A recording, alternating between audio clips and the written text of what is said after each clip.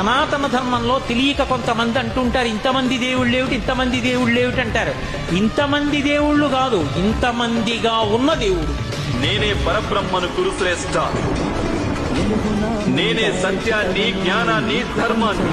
పార్థ, దివ్యములై నానా విధములై అనేక వర్ణములై అనేక విశేషములు గల నా స్వస్వరూపమును కన్నులార దర్శింపుము.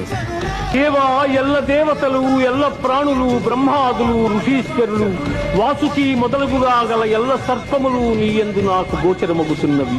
ఈశ్వర, నీ విశ్వరూపము అనేక బాహువులతో, ఉదరములతో, ముఖములతో ఒప్పియున్నది. అట్లయ్యూ నీ ఆకారమున ఆద్యంత మధ్యమములను గుర్తింపజాలకున్నాను. కోరలచే భయంకరమై ప్రళయాగ్ని సమానములైన నీ ముఖములను చూచుట వలన నాకు దిక్కులు తెలియకున్నవి. కాన ప్రభో, నా యందు దయయుంచి నాకు ప్రసన్నుడవు కమ్ము.